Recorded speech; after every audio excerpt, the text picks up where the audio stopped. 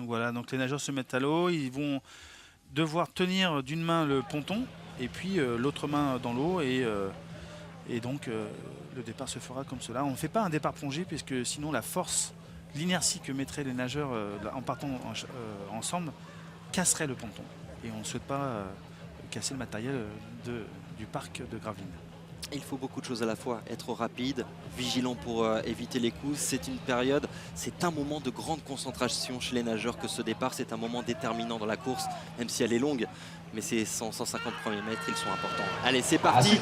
La meute s'en va pour 10 km de grosses bagarres dans le bassin de Gravelines. Ici, c'est le départ de ces 10 km des championnats de France qui sont plus que des championnats de France cette année puisque les meilleures nations mondiales sont représentées. Quelques-uns des meilleurs sont là et ça va être génial à suivre sur beIN.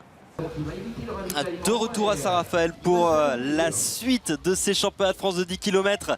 Et c'est un moment important, le deuxième ravitaillement. Alors regardez, beaucoup de nageurs ont décidé de le faire. Et puis tout à gauche, il y a un nageur, il est français, c'est le champion du monde en titre du 25 km qui a décidé de ne pas se ravitailler, d'y aller au bluff, d'utiliser une stratégie complètement différente. Et pour l'instant, il est en train de surprendre tout le monde. Regardez, il gagne du temps, il ne se ravitaille pas, il est à l'autre extrémité, complètement à gauche. Et donc il l'a fait, hein, le bonhomme. C'est-à-dire qu'il a pris 25 mètres d'avance là. On va faire un petit pointage. Ah, il est à 3 mètres, hein. C'est pas encore fait. Si un Français qui craque, il peut revenir. Ouais. Alors il y a un message important quand même aussi, c'est que Ferry Vertman n'a pas réussi à revenir. Non, il a craqué pour l'instant. Et là on est quasiment à l'arrivée, on est à 100 mètres de l'arrivée, hein, 150 mètres de l'arrivée. Hein. Donc dans une minute 30, c'est arrivé, hein, c'est fini. Hein. Ah ouais, on voit les nageurs peuvent déjà voir Ferry qui revient, finish.